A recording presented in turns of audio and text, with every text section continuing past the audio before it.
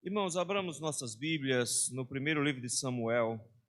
Dessa feita, nós faremos a leitura do capítulo de número 23. Diz assim a palavra do Senhor. Foi dito a Davi: eis que os filisteus pelejam contra Keila e saqueiam as eiras. Consultou Davi ao Senhor, dizendo: irei eu e ferirei esses filisteus?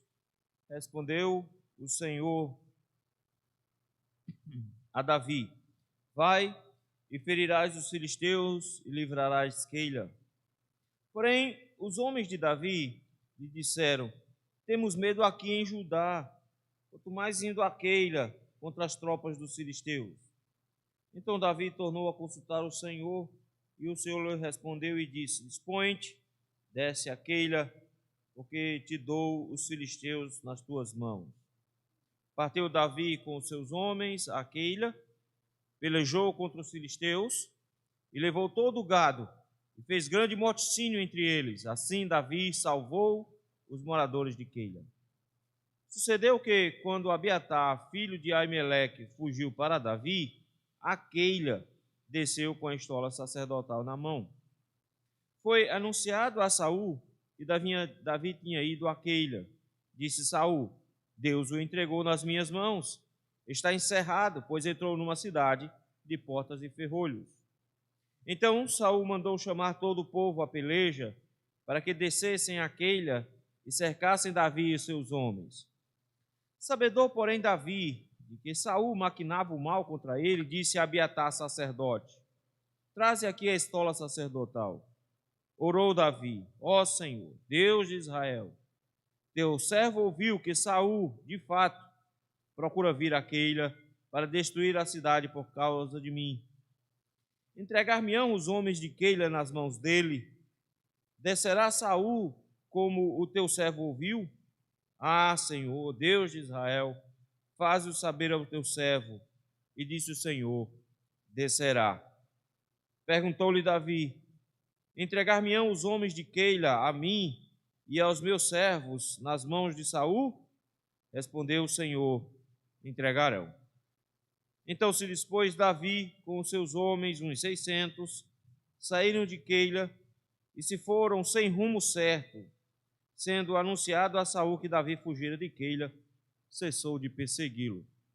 Permaneceu Davi no deserto, nos lugares seguros, e ficou na região montanhosa do deserto de Zif. Saul buscava-o todos os dias, porém Deus não o entregou nas suas mãos. Vendo, pois, Davi que Saul saíra a tirar-lhe a vida, deteve-se no deserto de Zif, em Oreza. Então se levantou Jonatas, filho de Saul, e foi para Davi a Oreza, e lhe fortaleceu a confiança em Deus, e lhe disse: não temas, porque a mão do Saul, meu pai, não te achará. Porém tu reinarás sobre Israel, e eu serei contigo segundo o que também Saul, meu pai, bem sabe. E ambos fizeram aliança perante o Senhor. Davi ficou em Oreza, e Jonatas voltou para sua casa. Então subiram os ifeus a Saul, a Gibeá, dizendo: não se escondeu Davi entre nós, nos lugares seguros de Oreza, no outeiro de Aquilá, que está ao sul de Rizimon? Agora, pois, ó rei, desce conforme te impõe o coração, toca-nos a nós, entregarmo-lo nas mãos do rei. Disse Saul: benditos sejais vós do Senhor, porque vos compadecestes de mim. E depois informai-vos ainda melhor, sabei e notai o lugar que frequenta, e quem tenha visto ali, porque me foi dito que é astutíssimo. Pelo que atentai bem, e informai-vos acerca de todos os esconderijos em que ele se oculta. Então voltai a ter comigo com seguras informações, e irei convosco.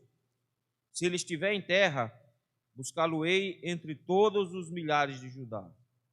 Então se levantaram eles e se foram a Zif diante de Saul. Davi, porém, e os seus homens estavam no deserto de Maom, na planície, ao sul de Jezimon. Saul e os seus homens se foram ao encalço dele, e isto foi dito a Davi, pelo que desceu para a penha que estava no deserto de Maom. Ouvindo Saul, perseguiu a Davi no deserto de Maom.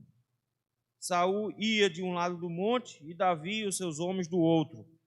Apressou-se Davi em fugir para escapar de Saul, porém este e os seus homens cercaram Davi e os seus homens para os prender. Então veio o mensageiro de Saul dizendo: apressa-te e vem, porque os filisteus invadiram a terra. Pelo que Saul desistiu de perseguir a Davi e se foi contra os filisteus. Por esta razão aquele lugar se chamou Pedra de Escape. Subiu Davi daquele lugar e ficou nos lugares seguros de Engedi. Senhor, meu Deus, meu Pai, graças te damos, Senhor, por este momento que o Senhor nos concede, onde podemos, meu Pai, abrir a Tua palavra, aprender um pouco mais do Senhor. Dá-nos, ó Senhor, sabedoria nesse instante, aclara a nossa mente, para que Tua palavra, Senhor, seja guardada em nossos corações. É no nome de Cristo Jesus, Teu Filho amado, e nós te rogamos isso. Amém. Sem dúvida, meus irmãos, uma das áreas mais difíceis da vida cristã, especialmente uma das áreas mais difíceis de nós mantermos a santidade e cumprirmos os princípios do Senhor, é justamente na área dos relacionamentos. Não é fácil lidar com pessoas. E os relacionamentos nos trazem muitas surpresas, e muitas dessas surpresas desagradáveis. Não é fácil ter que lidar com pessoas que são traidoras. Não é fácil lidar quando você é traído. Não é fácil lidar quando você lida com pessoas que são ingratas. Geralmente nós não reagimos muito bem quando somos traídos ou quando temos um ingrato perto da gente. Geralmente a gente reage com agressividade. Você faz um bem a alguém, essa pessoa te retribui com o mal, sua vontade é chegar lá e esganar. Essa é a vontade que a gente tem. Se alguém se manifesta ainda mais pernicioso, te traindo, depois de você ter feito uma coisa boa com eles, é ainda pior. Mas, meus queridos, o que o Senhor Jesus nos ensinou foi justamente como lidarmos com situações como essa. Ele disse que se alguém nos bater de um lado da face, nós deveríamos dar o outro lado. Que nós deveríamos fazer o bem às pessoas e não o mal. Que nós deveríamos, inclusive, amar os nossos inimigos. Como lidar, então, no dia a dia? Uma vez, conversando com uma pessoa que estava no meio de uma confusão como essa, ele olhou para mim e disse: mas eu não sou Jesus. Você tem razão, mas deveria. Em Cristo nós aprendemos a domar a nossa natureza, os nossos instintos, para sermos assim como Ele é. E é isso que acontece aqui com Davi. Davi está rodeado de traidores, está rodeado de ingratos. A situação não é fácil para Davi. Davi está fugindo. Se você pensa que fugir para Davi era uma coisa simples, não era. Primeiramente, o tempo. Davi passou 10 anos fugindo. Você tem noção do que é isso? 10 anos fugindo de um lugar para o outro. 10 anos vivendo como se fosse um fora da lei. Além disso, ninguém podia dar guarida a Davi. Não importa para onde ele fosse, ele tinha sempre uma dificuldade. Porque Saul, no capítulo de número 22, tinha feito uma mortandade enorme, a cidade de Nobe, cidade de sacerdotes. Saul matou todo mundo. Então, a forma como Saul governava agora era por meio de tramóias, trapaças e medo. As mentiras atreladas ao medo que Saul provocava fazia com que Saul pudesse ter poder ainda. E era assim que ele estava mantendo as coisas. Toda vez que Saul for falar, você pode prestar atenção, ele está com alguma mentira, ele introduz alguma coisa mentirosa no meio do processo e tenta de alguma forma ou se fazer de vítima ou ameaçar com punições. Nesse sentido, Saul tem muita força nas mãos. Davi está lutando contra o Estado de Israel e ele foge de um canto para outro. Mas é impressionante porque, em meio às fugas, ele encontrou lugares bons. Ele fugiu para a região de Moabe, o reino vizinho, que ele tinha parentes lá. Ruth era de lá, ele estava bem. Mas por algum motivo, lá no versículo 5 do capítulo 22, Gade disse a Davi: você não vai ficar nesse lugar seguro. Não é para ficar nesse lugar seguro. Vai e entra na terra de Judá. Como é que Deus, de repente, diz por meio de um profeta: Saia do lugar seguro onde você está. Não é para você estar em medo de perder a sua vida. Você deve ir para um lugar perigoso. Você deve ir para Judá. Davi estava numa região onde ele tinha sido bem acolhido. Para onde ele vai em seguida? O bosque, morar no mato. Bosque de Herete. A situação de Davi não é fácil. Ele está no meio de um problema sério. Mas é interessante, porque quando nós chegamos no capítulo 23, nós vemos um Davi que é fugitivo, que tem problema que não acaba mais. Ele, além de se preocupar com a sua segurança, o texto nos diz que 400 homens se juntaram a ele, mas nesse momento já aumentou, porque quando nós chegamos aqui embaixo no versículo de número 13, diz que já são 600, então já tem mais 200 homens junto com ele. Ele tem que se preocupar com a segurança dele e com a segurança de 200 homens, com o sustento dele, e a segurança e o sustento de 600 homens. Não é fácil para Davi. Davi está tendo que administrar muita coisa ao mesmo tempo. E aí surge um problema que não tinha nada a ver com ele. Versículo de número 1. Chegaram e disseram para Davi: olha, Davi, os filisteus estão pelejando contra Keila e estão saqueando as eiras. É o período da colheita. E os irmãos estão lembrados que antes da escolha de um rei, Israel já vinha enfrentando isso desde a época de Sansão. Lembram? Toda vez que havia a colheita, os filisteus invadiam, roubavam a colheita inteira e iam embora. Era sempre assim, desde a época dos juízes. Quando surge Samuel, o povo ainda está lutando contra os filisteus, lembrem disso, era sempre a mesma coisa, eles invadiam na época da colheita, roubavam tudo que queriam e iam embora. Quando eles escolheram um rei, lembram? Por que eles queriam um rei? Eles queriam um rei porque eles queriam que o rei montasse um exército e esse exército estivesse sempre pronto, disposto para atacar quando os filisteus viessem tentar roubar a colheita. Era essa a ideia quando eles escolheram um rei. Deus disse que não ia funcionar do jeito que eles queriam. Mesmo assim, eles disseram: não, nós queremos um rei. O que nós vemos aqui é que os filisteus continuam fazendo a mesma coisa. É época de colheita. A cidade de Keila ficava cerca de 20 quilômetros da cidade de Gate. E o que é que os filisteus fizeram na época da colheita? Foram até Keila, invadiram a cidade e roubaram a colheita. A cidade de Keila já era uma cidade que enfrentava esse tipo de situação sempre. Ela ficava na fronteira de Judá, e porque ela estava muito próxima de Gate, eles tinham tornado essa cidade uma cidade fortificada.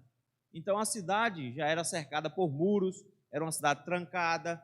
Então, nesse sentido, eles já tinham uma certa fortificação, mas eles não tinham exército, não tinham como se defender dos filisteus, não tinham como eles protegerem as suas colheitas, porque ninguém plantava dentro da cidade, as colheitas ficavam do lado de fora. As pessoas se escondiam na cidade, mas a colheita ficava do lado de fora. Então não era possível fugir de ser saqueado, não era possível isso acontecer. Keila está sendo atacada pelos filisteus. E o que é que Davi tem a ver com isso? Nada. Quem é que deveria estar protegendo Keila? Saul e o seu exército. Para que eles escolheram um rei? Escolheram um rei justamente para proteger a Keila. Mas Saul está muito mais preocupado em manter o poder, o que é muito típico de alguém que é elevado ao poder sem ter a mão do Senhor do seu lado.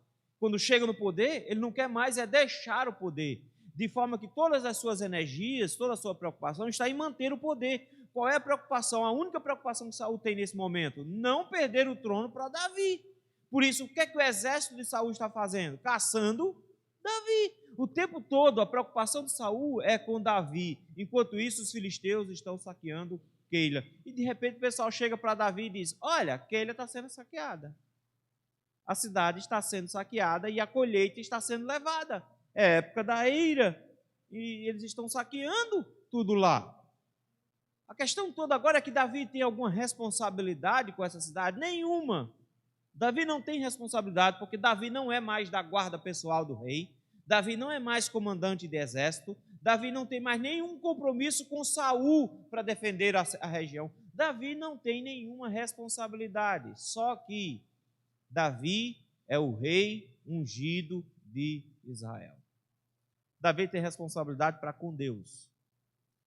Mas Davi tem algumas preocupações, é bem verdade. Ele está numa região onde ele pode ser atacado, mas pelo menos ele está na região de Judá, que tem uma certa proteção. Porque o pessoal de Judá já descobriu que Davi ia ser rei. Mas agora ele precisa decidir se vai ou não socorrer Keila. E o que ele faz para saber se pode socorrer Keila? Ele consulta o Senhor.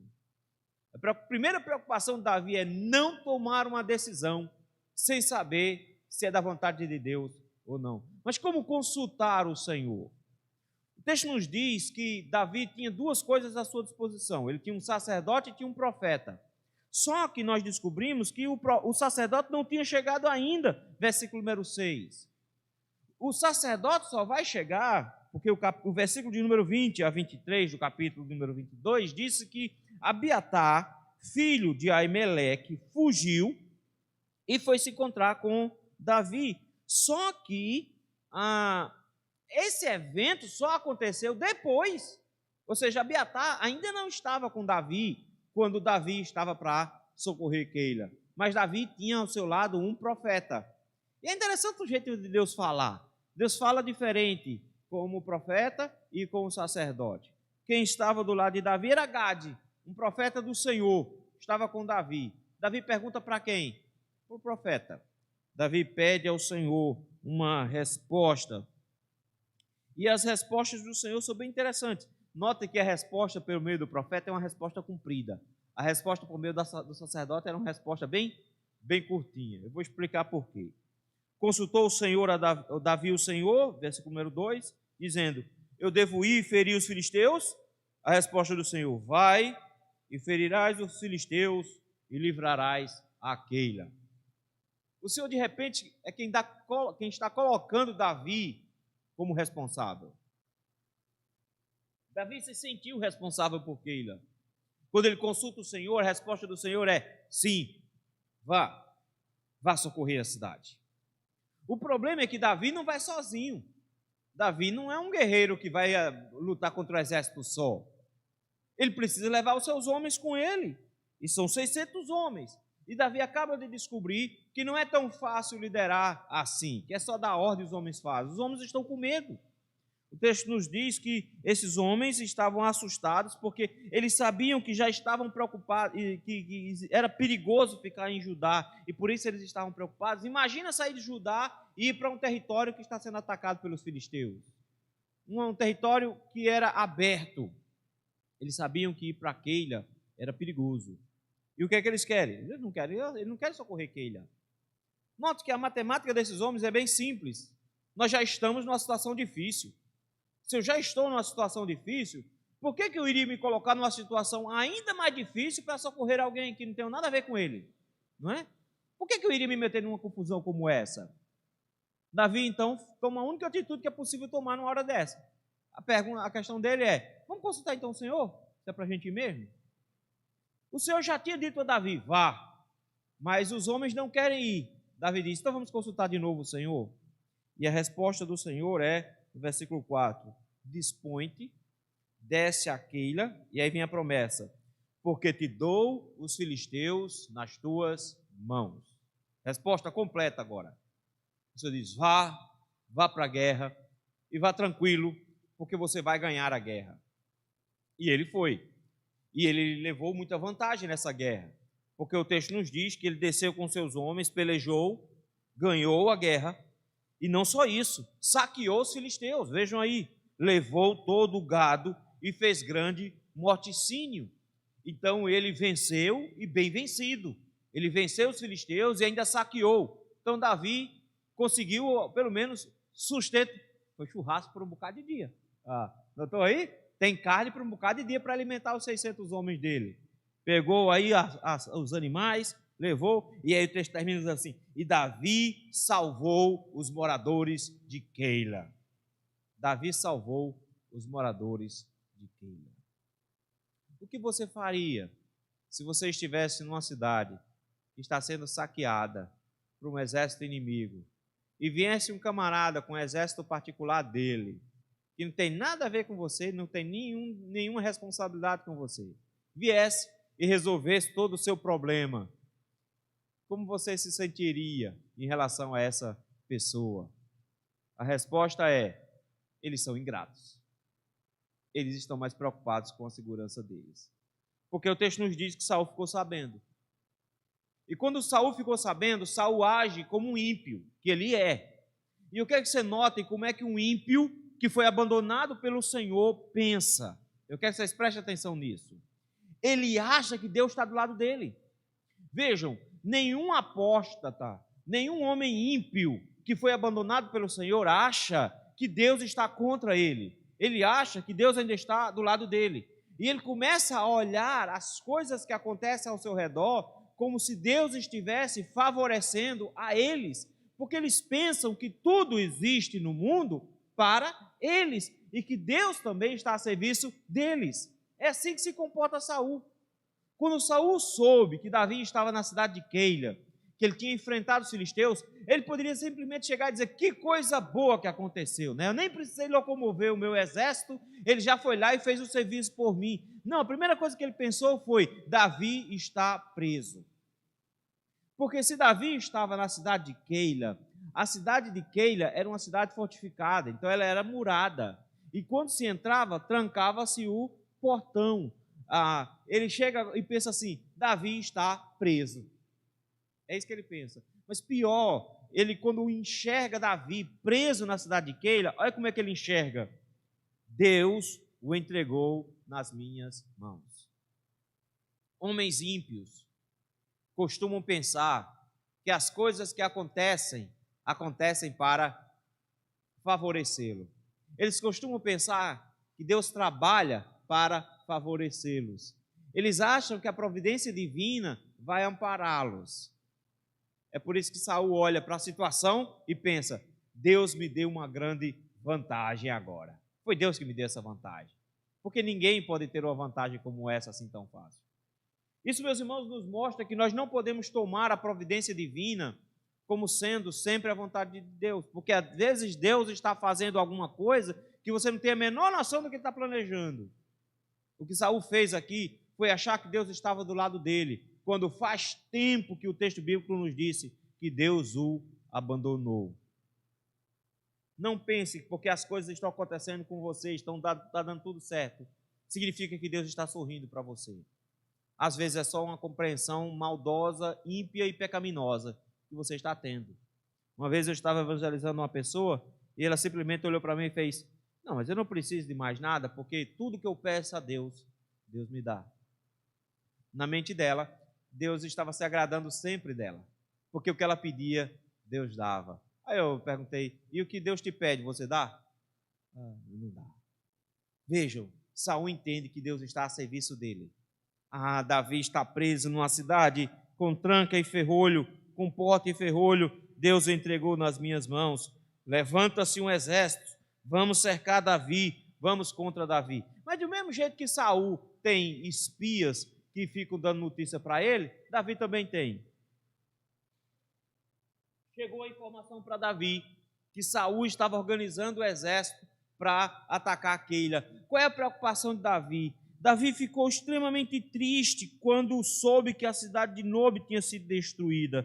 Davi disse, versículo número 22 do capítulo 22, bem sabia eu naquele dia que, estando ali Doeg, o edomita, não deixaria de dizer a Saul: fui a causa da morte de todas as pessoas da casa do teu pai. Olha a tristeza de Davi quando soube que a cidade de Nobe tinha sido destruída. Eu fui o motivo. Por minha causa, a cidade inteira morreu.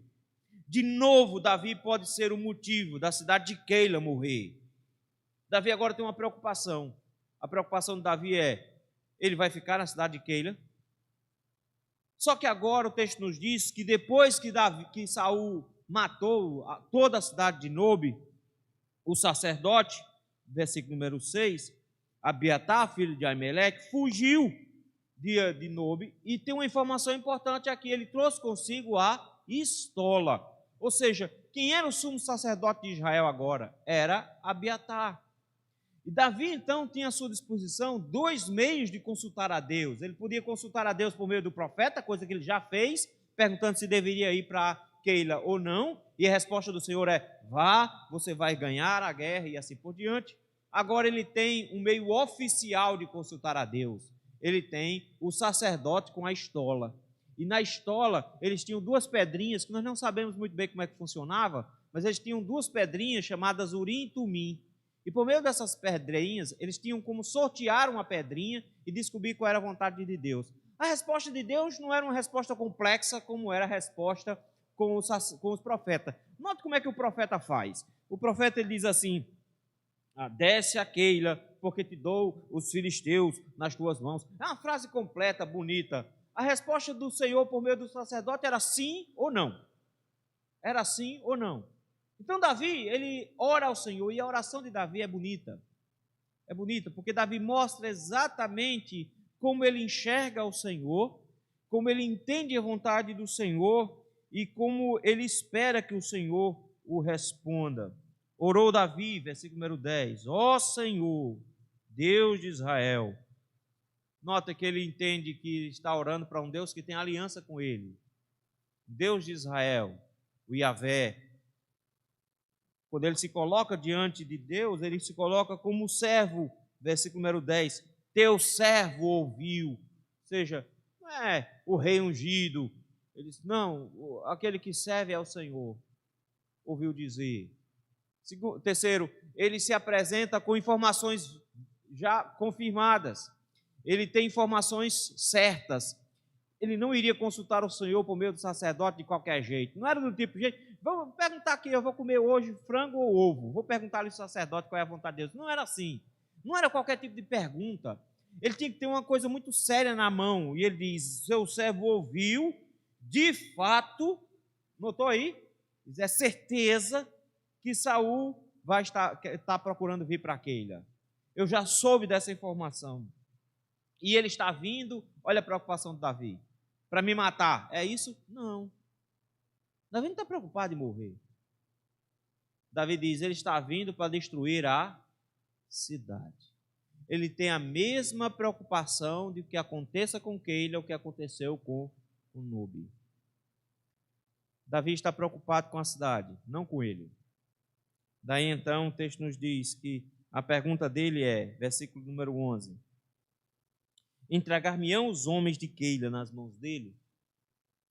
A pergunta de Davi, meus irmãos, é interessante, porque ele simplesmente olha para Deus e diz, Senhor, me diz uma coisa, o povo vai ser grato para comigo, e vai me amparar, e vai me proteger aqui na cidade, vão se juntar a mim para guerrear contra o exército de Saul, ou eles vão me entregar de bandeja para Saul? O que é que eles vão fazer? O que é que você espera com a cidade que acabou de ser socorrida por Davi e seus homens, que não tinha nada a ver com isso, que acabou de ter suas colheitas resgatadas, como é que ela deveria agir? Com gratidão, não é? Davi pergunta, Senhor, o que é que eles vão fazer? O que é que eles vão fazer? Descerá Saul como teu servo ouviu? Ah, Senhor Deus de Israel, faz-o saber ao teu servo. Resposta do Senhor, bem curtinha. Saul vai descer contra Keila. Ele vem destruir a cidade. Pergunta de Davi, Senhor, e a cidade? Como é que ela vai reagir? Eles vão me entregar nas mãos de Saul? Resposta do Senhor, sim, eles vão te entregar. Deus respondeu com 2 sim, estão notando? Senhor, Saul vai vir? Vem. Senhor, o pessoal vai me entregar? Resposta de Deus, vai sim. Vai sim. Queridos, como é triste constatar a ingratidão aqui. Davi se arriscou a vida dos seus homens, trabalharam muito, uma batalha não era um negócio simplesmente vir lá, erguer a mão, marchar. Tinha que lutar, você tem que fazer esforço físico, eles batalharam, eles lutaram, eles livraram essa cidade. Só que o medo de morrer da cidade era maior do que a gratidão. A cidade inteira iria trair Davi. Eles podiam dizer, se Davi fosse consultar a cidade, e Davi chegasse para eles e dissesse, me diga uma coisa, Saul está vindo aí, vocês vão me ajudar? O que é que eles teriam dito? Claro, a gente vai te ajudar. Se Saul chegar aqui, fica tranquilo, a gente vai proteger. Quando eles vissem o exército, o que é que eles iam fazer? Iam mudar de ideia. Quando a morte chegasse na porta, batendo, eles iam mudar de ideia. A melhor coisa que Davi fez, consultou o Senhor. E o Senhor que sonda os corações, disse, eles vão trair você. Eles vão trair você. Qual é a resposta de Davi? Dá um belo de um sermão lá na cidade. Bonito vocês, né? Não vão me trair. E coisa que eu vim daqui resolver o problema de vocês. E trabalhei por vocês, não cobrei nada. E agora vocês passam a perna em mim, né? Coisa boa. Tomara que Saul venha aqui e mate vocês. Eu quero ver vocês se quebrar agora. Se os filisteus vierem, eu não venho mais não. Foi isso que Davi fez? Quantos de nós faríamos isso? É ou não é? Dei R$100 para fulano fazer uma feira. Estou precisando de uma pessoa para limpar o meu quintal. E fulano disse que não vem. Deixa estar quando ele precisar de novo. Não é assim que ele faz? Não é? Davi, então, pega os seus homens, versículo número 13, saem de Keila, e olha que tristeza, o texto diz que eles saem sem rumo certo. Ele não sabe para onde ir, porque eles estavam numa situação confortável, saíram da situação confortável para socorrer Keila, mas eles agora estão numa situação perigosa, por isso que eles não têm plano, eles estão simplesmente fugindo, e quando se foge, não tem plano certo. Saíram sem rumo, atinaram para a região do deserto. Quando Saul soube que ele não estava mais em Keila, não fazia mais sentido ir para Keila, ele desistiu. Agora eu quero que você preste atenção no versículo 14. Permaneceu Davi no deserto, nos lugares seguros do deserto, e ficou na região montanhosa do deserto de Zif. Saul buscava todos os dias a Davi. Porém, Deus, o quê? Não o entregou nas suas mãos. Note, queridos, que não importa se as pessoas são gratas ou não. Eu preciso que vocês se lembrem que você aqui não é o Davi. Você aqui é Keila. Porque Cristo é aquele que veio nos resgatar. Cristo é aquele que estava numa situação de conforto e desceu à terra e morreu em nosso lugar, arriscou-se e morreu em nosso lugar para nos salvar. E qual é sempre a nossa condição quando nós pecamos contra Deus? Nós estamos sendo ingratos. A nossa posição é essa. A nossa posição é nunca sermos gratos o suficiente a Deus pela nossa salvação, porque toda vez que nós pecamos, nós traímos o Senhor. Toda vez que nós pecamos, nós somos ingratos àquele que nos salvou. No entanto, meus irmãos, Deus continua nos amando. E Cristo, Ele preferiu ser ignorado e receber a ingratidão dos seus. Ele mesmo se queixa dentro dos seus discípulos, orando. O texto nos diz que Ele ora com tanta angústia no coração, que chega a suar sangue. Ele diz com todas as letras para os seus discípulos: minha alma está profundamente angustiada, fiquem comigo e vigiai um pouco. E o que os discípulos vão fazer? Vão dormir. Ele chega a primeira vez e diz: você não consegue ficar acordado nem um minutinho comigo? Fiquem acordados comigo, vigiai e orai para que não caia em tentação. Volta para orar. Quando ele volta, o que é que está acontecendo? Estão dormindo de novo. Ele dá outra bronca de gente, fica acordado comigo, ou vigiem, ore, a situação é difícil, volta para orar. O que é que o povo está fazendo de novo? Dormindo de novo. Quando ele chega da outra vez, ele diz: está bom, já chega, o inimigo já chegou. Ingratidão. Aquele que veio nos salvar foi alvo de ingratidão. Por isso, meus queridos, quando nós formos alvos de uma ingratidão, temos que ter a mesma atitude que Cristo, perdoando aqueles que são por Ele gratos. Mesma atitude aqui, Cristo. Mas coisa boa nisso aqui, quando nós estamos no meio da ingratidão, no meio de cobras, o Senhor nos manda bálsamos. Já notou isso? Ele nos mostra que não é para a gente ficar amargurado. Porque uma coisa é você ser alvo de uma ingratidão, mas quando todo mundo é ingrato contigo, já parou para pensar nisso? Como é que fica o seu coração? Se fecha, se tranca, dizendo: não quero mais fazer nada para ninguém, quero ajudar mais ninguém não, Todo mundo que eu ajudo me vira as costas quando eu preciso. Vou ajudar mais ninguém não. Eu vou deixar de ser besta.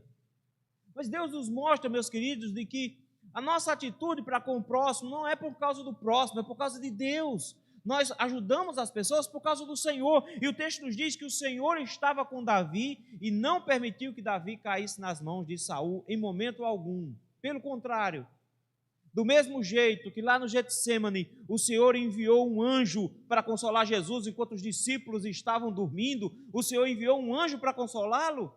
Deus enviou um anjo para consolar Davi lá no deserto. Vejam aí versículo 15. Vendo, pois, Davi que Saul saíra tirar a vila, ficou no deserto de Zif, na região de Oreza. Jonatas então se levantou, versículo 16. O que Jonatas vai fazer aqui? Jonatas é o enviado do Senhor para ajudar um homem que acabou de passar por uma ingratidão muito grande. E o texto nos diz que Jonatas, filho de Saul, foi para Davi a Oreza. Ele viajou até chegar na região onde Davi estava. Foi para a região de Oreza e olha o que ele foi fazer, final do versículo 16. E fortaleceu a confiança de Davi em Deus. Saul saiu de casa e foi procurar Davi só para fazer Davi olhar para o lugar certo. Porque Davi tinha acabado de passar por um momento triste, de ingratidão, fugindo da cidade que ele acabou de salvar, porque o povo da cidade ia traí-lo. De repente, Jonatas chega e diz: olhe para o Senhor, confie no Senhor, se apresente ao Senhor. O que Jonatas está fazendo aqui, meus irmãos, é amolecendo o coração de Davi. Porque nós não podemos achar que esses problemas de relacionamento não nos endurecem, porque eles nos endurecem. Eles fazem a gente ficar com uma casca grossa ao redor do coração. Jonatas chega e diz: você não pode esquecer, é do Senhor, Davi. Você tem da parte do Senhor a proteção. No versículo número 14 diz: o Senhor não entregou Davi nas mãos de Saul. Jonatas diz a mesma coisa, versículo 17: não temas, porque a mão de Saul, meu pai, não te achará. Não fique com medo, não, porque meu pai não vai pegar. Como é que Jonatas tem tanta certeza? É interessante porque Jonatas aqui, como todo ser humano, trabalha em cima do que ele possui. E ele possui duas coisas. Primeiro, a certeza que Davi foi ungido rei. E se o Senhor, por meio do seu servo o profeta Samuel, ungiu Davi rei, o que é que Davi vai ser mais cedo ou mais tarde? Rei. Porque Deus não vai deixar que Davi morra. Não é aquele negócio que eu não morrerei enquanto o Senhor não cumprir em mim. Não é isso não. É porque o Senhor tinha prometido realmente que Davi seria rei. Davi não vai morrer assim. Então eu tenho certeza que Saul não vai alcançar Davi. Mas ele tinha do outro lado um acordo que ele tinha feito com Davi. E no acordo que ele tinha feito com Davi, era que quando Davi se tornasse rei, Davi deveria proteger a família de Jonatas e dar a Jonatas uma posição de destaque no governo, porque Jonatas era o príncipe com direito ao trono. Ele diz: eu abro mão do trono, eu só quero ficar do teu lado como o segundo mais importante. Nisso aqui, Deus tinha confirmado, nisso aqui, não. Jonatas diz: meu pai nunca vai te pegar, você tem da parte de Deus a sua unção, mas olha só o plano: você será rei de Israel, e eu serei contigo segundo, o que também Saul, meu pai, bem sabe. Olha o plano de Jonatas: eu vou ser o segundo, seu braço direito. Não quero ser rei, não. Eu quero servir ao Senhor. O que Jonatas não sabia é que essa foi a última vez que Davi se encontrou com ele. Que a próxima vez que o nome de Jonatas for citado é no meio de uma batalha. E ele vai ser morto nessa guerra. Eles não se encontram mais. É a última vez que Davi está se encontrando com Jonatas. Mas uma coisa bonita que é aqui no meio é que o Senhor nos mostra que não importa quantas pessoas sejam ingratas, Deus sempre cuida de nós. E assim como ele enviou um anjo para cuidar de Jesus lá no Getsêmani, ele nos lembra que ele também está conosco. Então não importa quanta ingratidão tem ao nosso redor, o Senhor conosco é a melhor coisa que pode acontecer. Eles renovaram a aliança, Davi confirmou com ele, de que iria cuidar da família dele, e ele iria ser o segundo. O plano não era bem esse na mão do Senhor. O plano do Senhor é que Davi iria se tornar rei, mas que Jonatas ia morrer no processo. Jonatas ia morrer numa batalha. Davi, então, se esconde no deserto de Zif, uma região difícil, uma região muito ruim, uma região que fica com pouca água, uma região montanhosa, perto do Mar Morto. Foi para lá que Davi foi. Mas já na região de Judá. Ele está na tribo de Judá. Ele voltou para a tribo dele. O que é que você espera se você está de volta na sua tribo, mesmo que seja num lugar ruim, feito o deserto de Zif? Agora eu estou de volta na minha terra. Eu estou de volta na região onde eu conheço, onde eu fui criado. Eles são de Judá como eu sou de Judá. Aí você se engana. Porque às vezes é dentro da sua própria casa que você vai encontrar traidores. E o texto nos diz que os homens de Zif procuraram Saul. Eles são de Judá, da mesma tribo de Davi, mas eles estão agora por medo procurando Saul, porque eles sabem que Saul está matando tudo que encontrar na frente para prender Davi. O texto nos diz que eles vão e acusam e que Davi está lá. E dizem todos os detalhes. Eles dizem, olha, ele está nos lugares seguros de Oreza, no outeiro de Aquilá, ao sul de Gesimon. Eles têm o endereço de Davi. Eles procuram Saul e dão o endereço de Davi para Saul. Que traição! Que traição! O povo da própria tribo de Davi procura Saul para entregar Davi. O que eles querem? Eles querem que Saul dê privilégios para eles. Por isso que eles conseguem trair um próprio irmão e tornam a vida de Davi ainda mais difícil. Por isso mesmo eles dizem, versículo 20, agora, pois, ó rei, desce conforme te impõe o coração. Toca-nos a nós entregarmos-lo nas mãos do rei. Ou seja, venha com o seu exército. A nossa parte nós vamos dizer onde ele está. Nós vamos entregá-lo. Que traição, meus irmãos. Que traição. O texto nos diz, então, que Saul fica muito feliz com isso. Lembrem, Saul acha que Deus está o abençoando, lembram?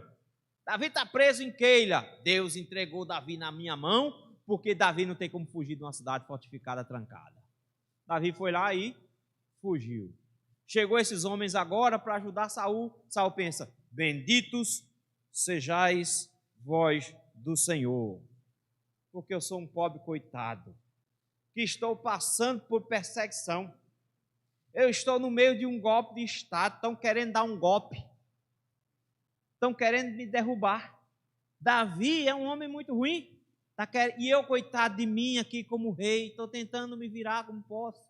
Que bom que vocês tiveram pena de mim. Veja que camarada, autopiedade, se vitimando. Eu sou um coitadinho. Ele é um rei ímpio. Mas ele olha, você vai coitadinho de mim. Que bom que vocês tiveram pena de mim e vieram dizer onde é que está esse homem mau chamado Davi. Vitimismo. Típico de um ímpio. Típico de um ímpio. Achando que o Senhor vai abençoar traidores. Bendito sejas vós do Senhor. Deus não vai abençoar o povo de Zif. Pelo contrário. Mas ele chega agora e diz, mas eu preciso ter informações mais precisas. Então voltem lá. Me dê informação precisa onde é que Davi está. E eles deram. Eles deram. O texto nos diz que eles encontraram quais eram os seus esconderijos. Por quê? Porque era uma região montanhosa, desértica, com muitas barreiras, muitas cavernas. Davi conhecia bem a região, porque Davi era de Judá, mas Saul não conhecia. Mas o povo de Zif morou lá a vida inteira, então eles conheciam cada buraco da região. Eles vão lá e me deu um itinerário todinho como fazer, e eles foram lá e fizeram exatamente isso. Eles descobriram onde Davi estava e armaram uma armadilha para Davi. Versículo de número 24. Se levantaram e se foram adiante de Saul, a Zif. Davi e os seus homens estavam no deserto de Maom, na planície, ao sul de Gesimon. Estavam na planície. Quando o exército vem, eles então sobem a Penha. Era uma espécie de montanha que eles disseram que era bem conhecido, perto do Mar Morto, uma penha. Penha é uma rocha grande, mas era um morro. como Saul estava sendo assessorado pelo pessoal de Zif, ele conseguiu montar uma estratégia melhor. Ele tinha dito para os homens: olha, Davi é muito astuto, é astutíssimo, o bicho é muito inteligente, faça direito. E eles fizeram. Eles montaram uma estratégia para pegar Davi. E enquanto Davi fugia por um lado da montanha, o exército de Saul ia pelo outro lado, que era o lado mais fácil da montanha. E quando Saul ia pelo lado mais fácil da montanha, ele conseguiu montar uma segunda guarda. Então, isso que estava acontecendo? Davi estava fugindo desse lado da montanha, Saul monta uma guarda aqui de trás e dá a volta na montanha para pegar Davi pela frente. Davi estava agora cercado. Para onde Davi pode correr? Não tem para onde correr. Davi está em cima de uma montanha. Como é que se corre em cima de uma montanha? Já tentou escalar?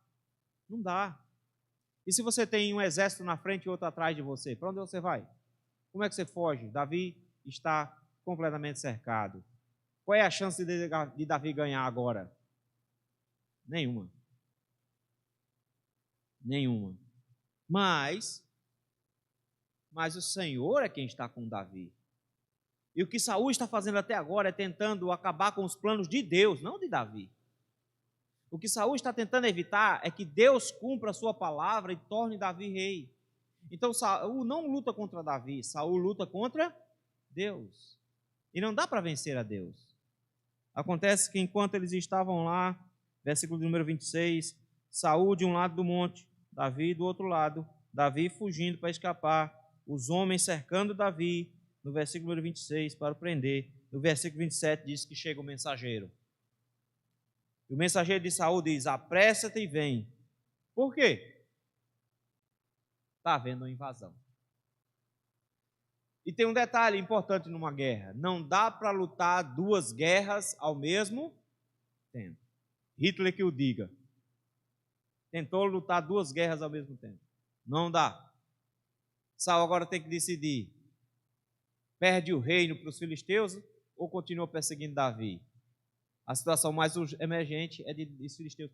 Mas peraí, como é que esse negócio aconteceu?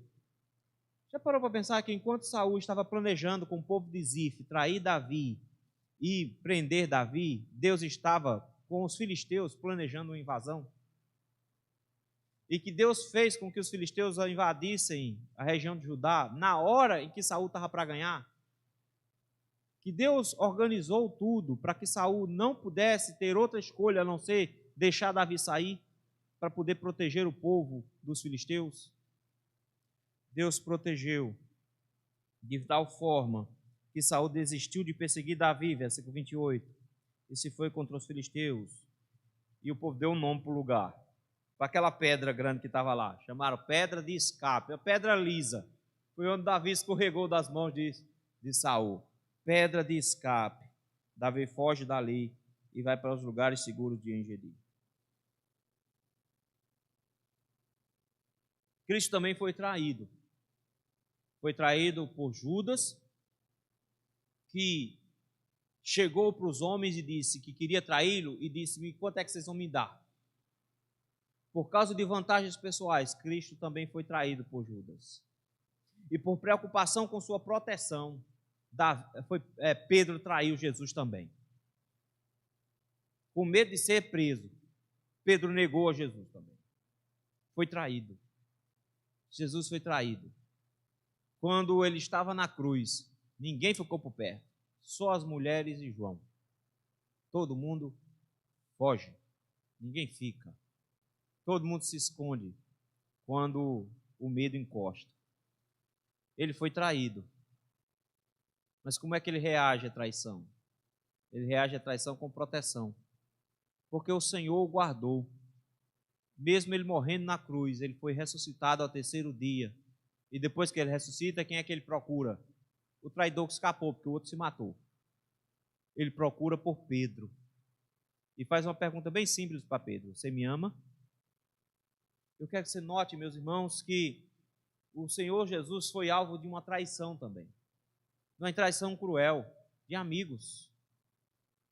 Davi, quando escreve o Salmo que nós acabamos de ler, o Salmo 54, ele escreve nessa condição aqui, quando ele foi traído. Ele chama esses homens de homens estranhos. O povo de Zif não é o meu povo. Eles não são o meu povo, eles são estranhos. Eles são de fora. Eles me traíram. E Davi quase morreu, mas o Senhor o salvou. Queridos, nós também seremos traídos. Às vezes porque menos a gente espera. Falam mal da gente pelas costas. Fazem a caveira da gente quando a gente não está vendo. Aí a gente fica com raiva. Mas o que o Senhor nos ensinou é: Pai, perdoa-lhes, eles não sabem o que fazem. Porque mais importante do que não ter traidores entre aqueles a quem você ajuda, é saber que o Senhor está com você para cuidar de você, fazendo com que os traidores não tenham poder contra você. Se preocupe com o seu caráter perante Deus, e Deus vai cuidar da sua reputação. Se preocupe em ser um servo de Deus, e não se preocupe com o que os homens mal tentam fazer com você. Ah, pastor, você não sabe, estão querendo passar a minha perna na empresa. Não se preocupe com isso, meu filho. Se preocupe em ser um servo fiel ao Senhor. Se preocupe com Deus. Porque pode ser até que o pessoal da sua empresa consiga te passar a perna e você seja demitido. Mas quem disse que o Senhor não vai arranjar um emprego melhor para você? Pode ser que eles consigam manchar a tua reputação dentro da empresa. Mas quem disse que a empresa vai prosperar a ponto que você vai ficar ruim e a empresa vai ficar bem? Quem disse isso? Quem disse que o Senhor não está te livrando de uma enrascada ainda pior dentro desse lugar? Então, entendam de uma vez por todas. Nós seremos traídos. Mas isso não faz a menor diferença quando nós estamos acompanhados pelo Senhor. Porque nenhum plano de traidor vai conseguir nos alcançar quando o Senhor estiver nos protegendo. Nenhum de nós está isento de sofrer uma ingratidão ou uma traição. Nós precisamos entender que o Senhor está conosco sempre e Ele nos amolece o coração quando Ele nos mostra que nem todo mundo é ingrato, nem todo mundo é traidor.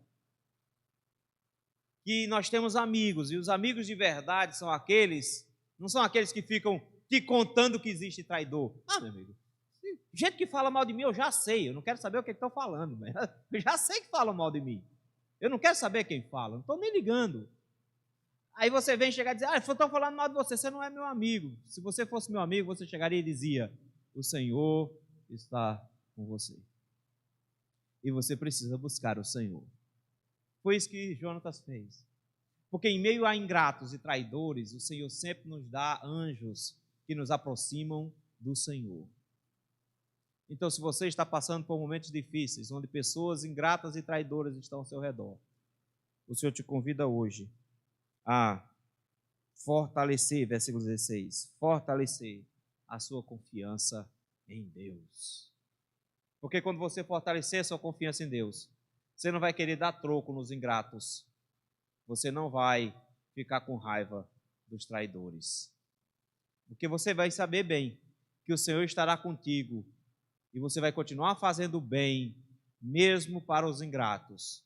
E o Senhor vai te proteger em meio aos traidores. Que você possa hoje fortalecer sua confiança em Deus. Vamos orar? Senhor, como é difícil, Senhor, lidar com relacionamentos. E como é doloroso, Senhor, ser traído ou ser alvo de uma ingratidão. Pai, não nos permita, Senhor, agirmos como ímpios que tentam dar o troco, mas fortalece a nossa confiança no Senhor. Para que, enquanto as pessoas forem ingratas conosco, nós sejamos estimulados a continuar fazendo o bem, mesmo que essas pessoas se tornem nossas inimigas. Fazer o bem, porque nós cremos no Senhor e servimos ao Senhor e não às pessoas. E mesmo quando nós formos traídos e pessoas pelas nossas costas tramarem contra nós, fortalece a nossa confiança no Senhor, Senhor, meu Deus, na certeza que temos de que o Senhor nos protege dos traidores e que o Senhor não permite que os planos deles se concretizem.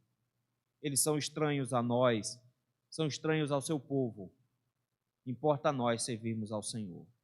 Ajuda-nos nesse sentido, no nome de Cristo Jesus que nós te oramos. Amém.